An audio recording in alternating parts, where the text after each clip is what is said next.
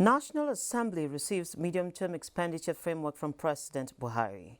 Central Bank of Nigeria approves 50 billion naira to revamp textile industry.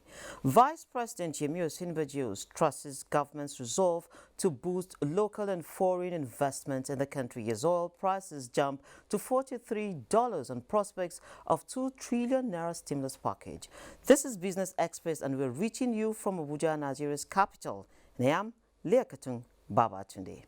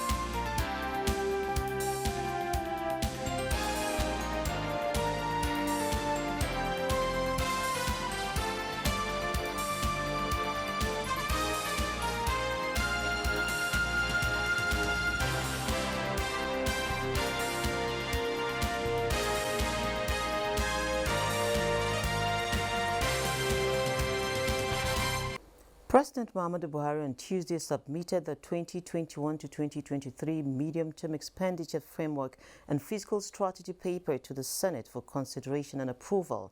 The legislators commended the president on his commitment towards a continued harmonious relationship with the legislature. Senate President Ahmed Lawan, who announced these on Tuesday, said the National Assembly has worked very hard to achieve an early submission of the paper. This is to allow the National Assembly enough time to perform its important constitutional duty of reviewing the framework. This harmonious relationship has been quite productive. It has made the executive to function better because we provide ammunitions for the executive to work with. We are equally on the same page on this. Distinguished colleagues, let me join our colleagues to commend Mr. President as well. The President also forwarded to the House of Representatives the 2021 to 2023 Medium-Term Expenditure Framework for consideration. Vice President Yemi Osinbajo has advised stakeholders to sustain the ease of doing business reforms, stressing that the reforms through the Presidential Enabling Business Environment Council (PEBEC) is an opportunity to significantly boost local and foreign investment in the country. The Vice President said this during a virtual meeting of the Presidential Enabling Business Environment Council to review the state of the reforms across a number of government agencies, noting that the federal government will continue to take the opportunity and ensure that more results are recorded. Other members of the council expressed optimism that the challenges observed in sustaining the successes recorded in the reforms would be addressed. Now, the Central Bank of Nigeria, CBN, has announced a 50 billion naira special mechanism funds to revive the textiles industry.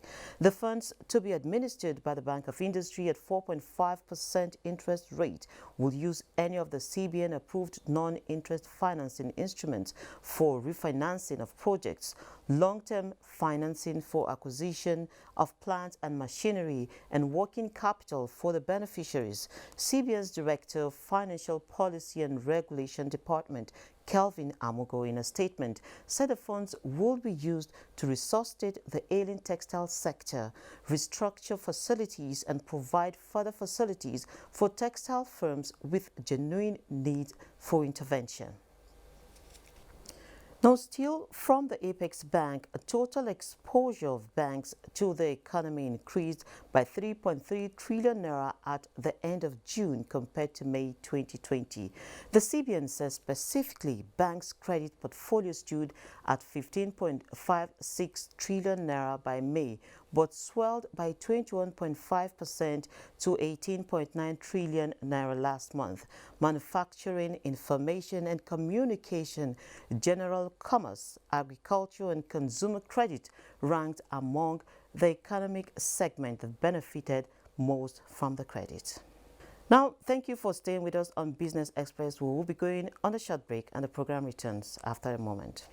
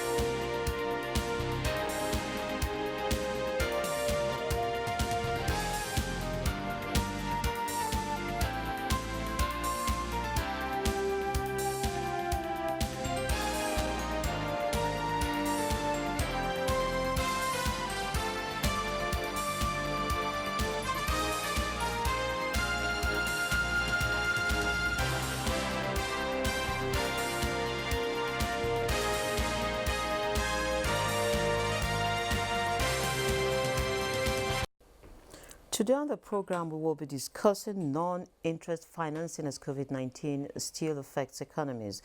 This is against the backdrop of CBN's last week's announcement of a new policy guideline that will govern a new non-interest financing regime to engage a minimum of 370,000 youths in agricultural production over the next 3 years. Our guest today is Dr. Hussein Tukur. He is a policy analyst. Doctor, you're welcome to Business Express. Thank you very much. Well, let's hit the ground running. How relevant is non-interest financing in addressing the financial constraints being faced by businesses in the country? Well, it is very, very relevant. Relevant in the sense that non-interest financing is a form of profit-sharing investment between the different parties that finance and the different arrangement being made. So it's not a debtor-driven investment. So it will assist tremendously in addressing lack of finances. First of all, many people are excluded from the conventional financial center in view of the interest that is there. And because of the moral question, the standard being put, many people are excluded from such an investment. And therefore, because of the level of investment depends on the conventional banking, many people just feel that since there are moral questions, they may not participate. Okay. So it can assist substantially in not reducing poverty or creating employment opportunities. Okay, so while we're talking about sharing the profits between the institutions now and the investors, there's also the quest of sharing losses. Yes. And we found ourselves in a state where access to credit is growing by the day, access to credit. So what is the state of non-interest financing in Nigeria? There are instruments already introduced by several banks. For instance, Jais Bank is already on with some instrument that relates to non-interest financing. There are also Stanbic Bank and some other banks. So their effort also will expand the problem, the challenges, will address the challenges of securing funds, which is one of the basic problems for all investments. Every investment requires funds. And the cheaper the fund, and the cheaper the fund, the opportunity given to one to participate as an owner is also a very important factor that can assist in expanding the base of capital, as well as the generating more investors as well as improving the economic performance, because that relates also to economic activities that are undertaken in the country. Those economic activities contribute to GDP, and GDP to a large extent contributes to reduction of employment and also poverty. Well, let me just stick this other question that has to do with access to credit. Yes. Now, a good number of these banks we have that operate this scheme have regional licenses. They're not nationwide, as we know, and the central bank is giving them to the end of this year to nationalize. Do you see this helping to get more Nigerians have access to this credit? How would you describe this whole move with the new policy? The move is important, but there are certain aspects that policymakers should look at. First of all, large investors, large manufacturing companies in Nigeria do not constitute more than 1%. Medium, small scale industries are more than 90-something%. And when we are talking about small businesses, also they form a large part of the chunk. And these are the companies, the businesses that contribute substantially to the GDP. Now, if you ask financial institution to expand and get national license, you ask yourself, who are the investors? Who are the partners? First of all, in areas where the moral question, especially a religious organization or individual, that feels that interest is usury, which is prohibited.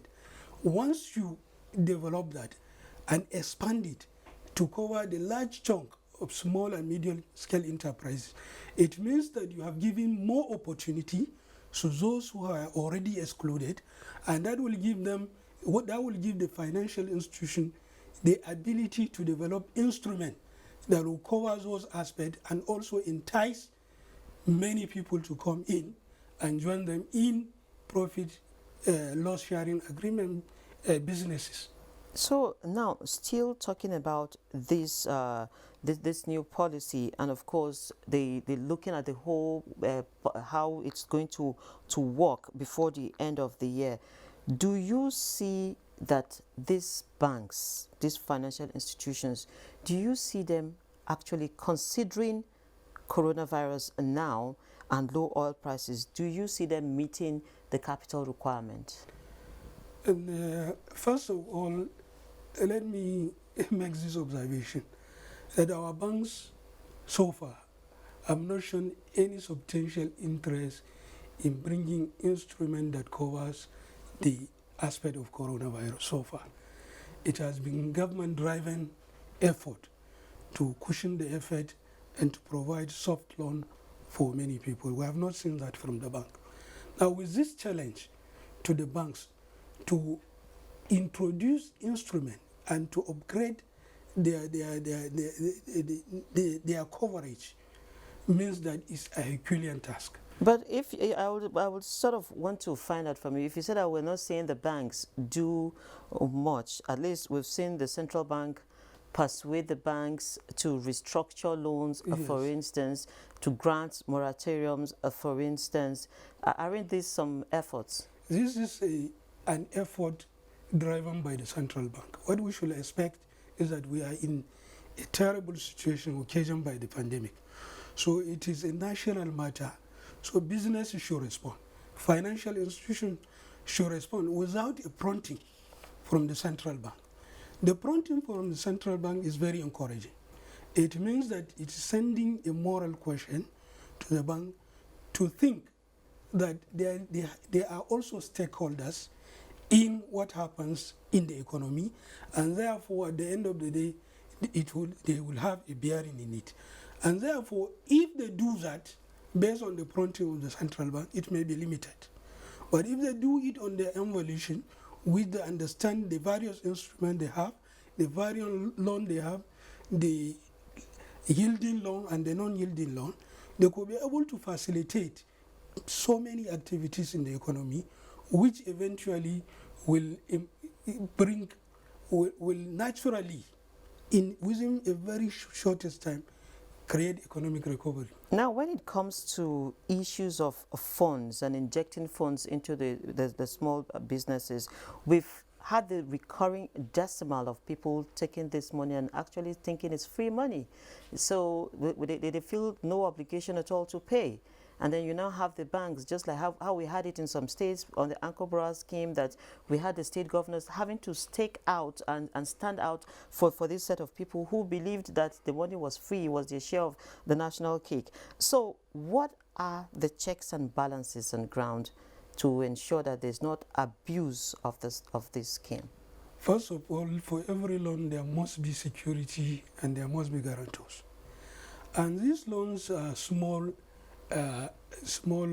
holders loan, isn't it?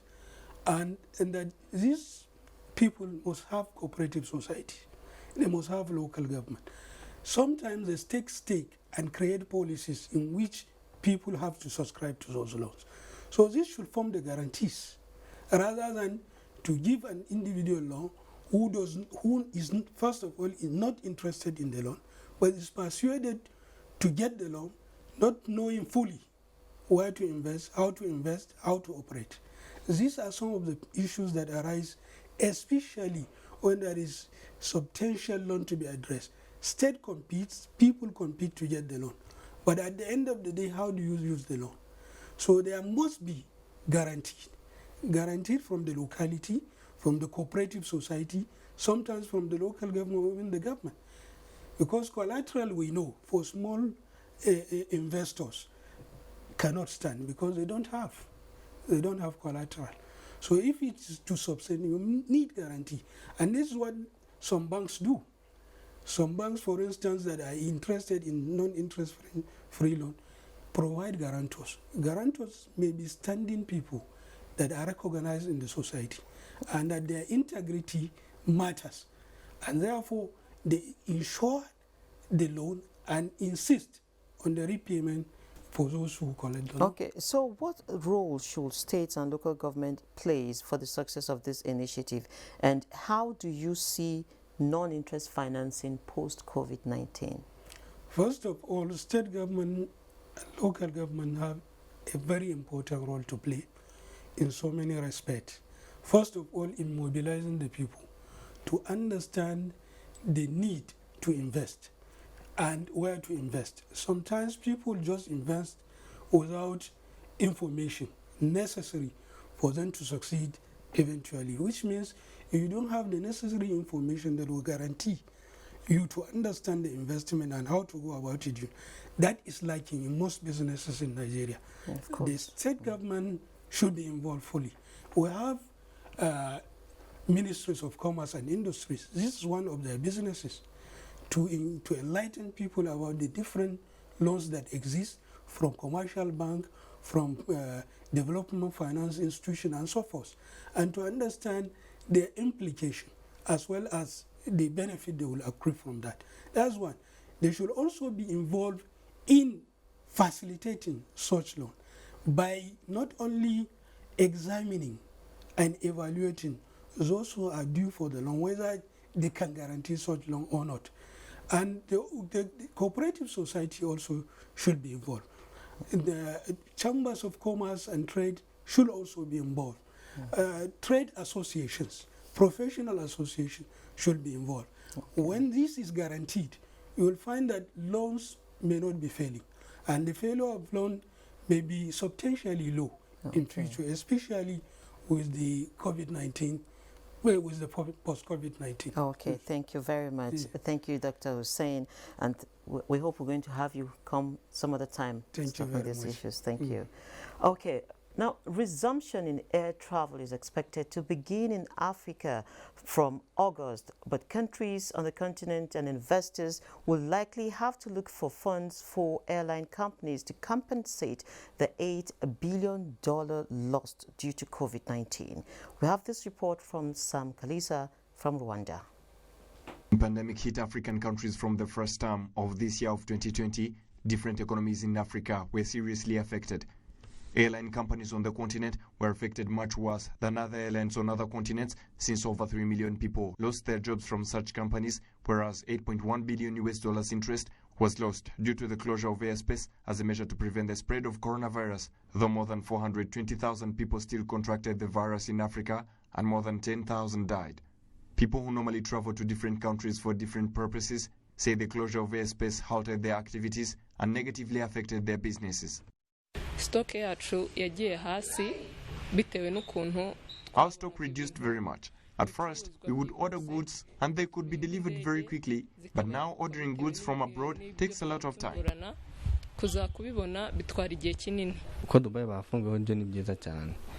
Now that Dubai has opened, it's easier. These days, clients come and buy all the shoes and nothing is left in stock. Now that airspace is opening up, it will be easier because our clients will be getting what they want.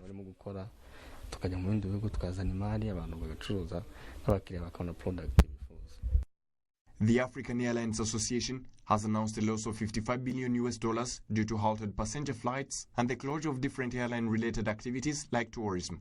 In the month of March, passengers reduced by 45%. In April, passengers reduced by 86.4%, whereas in May, passengers reduced by 90.3%. In July, some airlines reduced internal flights. Rwanda and Kenya will start their flights in August. Economic analysts find it crucial for African countries and different stakeholders, including airline owners, to look for the ways to fund these airlines so they can be revived. Average price of tomatoes skyrockets across the country as headline inflation crosses the 12.5% threshold in June. Let's see prices of other commodities on the domestic and global markets.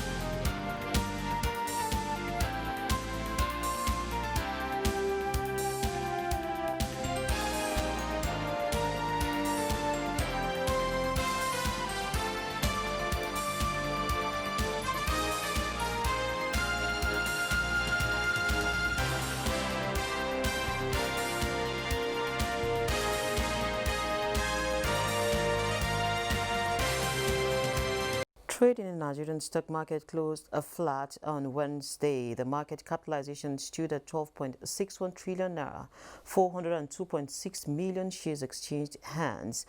UACN, Nigerian breweries and multiverse were the toast of investors, while May and Baker, Eternal Oil and Nimet led the top price gainers. And away from home, European markets pull back as coronavirus concerns weigh on sentiment. How are stocks performing on the global market this Wednesday?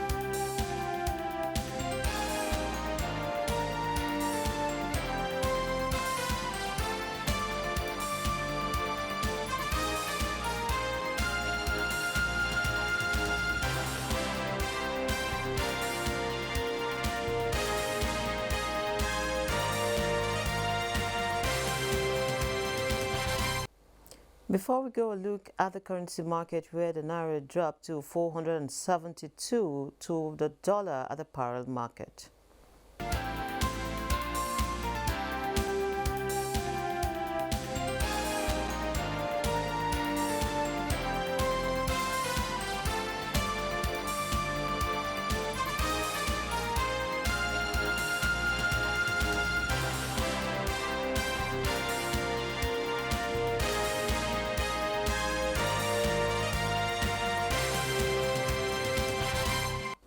This is where we end this edition of Business Express. Be informed that all previous episodes are available on YouTube and the NTA's channel. You can also communicate with us on Twitter, and the handle is NTA News Now. Don't forget to use the hashtag #ItIsBizExp. And as the world battles COVID-19, make sure you follow all the laid down guidelines.